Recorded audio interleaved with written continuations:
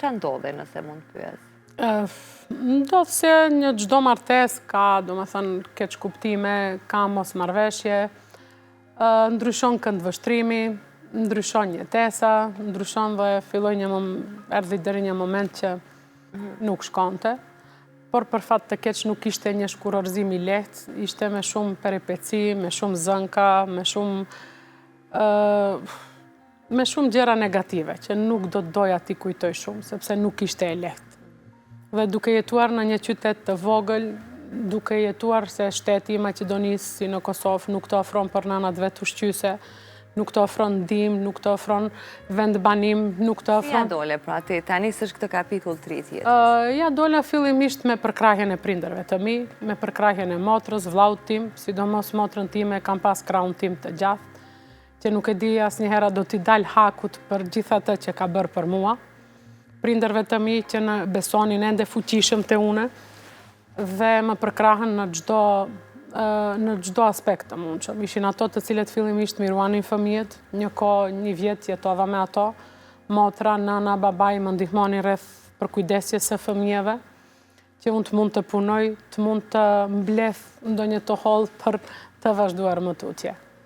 Pas kësaj ish bashkëshorti u bleti një banesë fëmijëve, në të cilën jetojmë, vazhdoj të jetoj, por ishte e paregulluar me të gjithë forcat e mia, me shumë mund dhe punë që bëja përveç profesionit tim, bëja dhe punë të tjera, për të cilën unë asnjëherë nuk jam turpruar.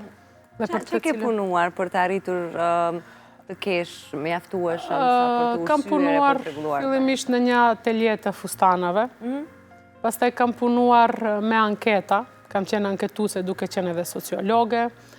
Kam punuar me firma të ndryshme që shesim parfume, bijuteri, kam punuar në dyqan bizhush.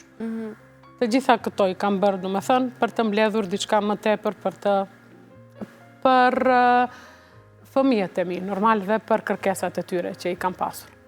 Jam munduar me çdo kusht që ta luaj rolin edhe të babas edhe të nënës dhe mos të mungoj asgjë. Kjo është thjesht një nën model kur duhet t'i bësh edhe nuk pyet gjë për mënyrën se si duhet ta bëj, veç se din që duhesh siguruar të ardhmen. Shpresoj që ta kem arrit këtë mision. E gjete këtë përkrahje anash familjes edhe rrethit që të njihnin. Kishte sy paragjykues për rreth teje? Ka pasur çdo herë sy paragjykues, sidomos duke ditur që për traditat e shqiptarëve se si janë, se çdo herë për ndarje fajtore është femra, çdo herë paragjykohet dhe preket në moral.